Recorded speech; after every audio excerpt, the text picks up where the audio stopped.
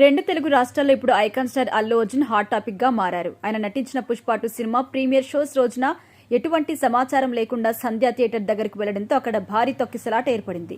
ఇదే క్రమంలో రేవతి అనే ఒక మహిళ మరణించారు. బిజీగా గడుపుతున్న లైఫ్ లో చిన్న బ్రేక్ తీసుకుని ఫ్యామిలీ మరియు ఫ్రెండ్స్ తో ఎంజాయ్ చేయాలి అనుకుంటున్నారా? అయితే వెంటనే ఆర్మీ వెకేషన్స్ ప్రైవేట్ లిమిటెడ్ ని సంప్రదించండి. వీరి దగ్గర సరికొత్త ఆఫర్స్ మరియు స్పెషల్ ప్యాకేజెస్ ఉన్నాయి. మరిన్ని డీటెయిల్స్ కోసం సంప్రదించండి 7997979960 అలాగే 61. రేవతి కుమారుడు శ్రీతేజ్ ప్రాణాపాయ స్థితిలో ఆసుపత్రి పాలయ్యాడు. ఈ విషయంలో అల్లు అర్జున్ తో పాటు సంధ్య థియేటర్ యాజమాన్యంపై కూడా కేసు నమోదైంది. ఈ ఘటనలో అల్లు అర్జున్ పై ఎఫ్ఐఆర్ నమోదు కావడంతో పోలీసులు ఆయన్ని అదుపులోకి తీసుకున్నారు. భారీ ట్విస్ట్ మధ్య అల్లు అర్జున్ బెయిల్పై బయటకొచ్చారు. థియేటర్ దగ్గర జరిగిన తొక్కిసలాటలో మహిళ మరణించిన ఘటనకి కాంగ్రెస్ ప్రభుత్వం సీరియస్ గా తీసుకుంది. సీఎం రేవంత్ రెడ్డి అసెంబ్లీ సాక్షిగా హీరో అల్లు అర్జున్ తో పాటు ఇండస్ట్రీ పెద్దలపై విమర్శలు గుప్పించారు. తాను సీఎంగా ఉన్న సమయంలో ఇక మీదట ప్రీమియర్స్ కి టికెట్ల రేట్ల పెంపు ఉండదని, అనుమతి ఇవ్వబోను అని కూడా తేల్చి చెప్పారు.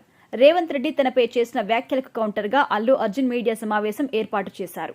దీంతో ఈ వివాదం మరింత పెద్దగా మారింది.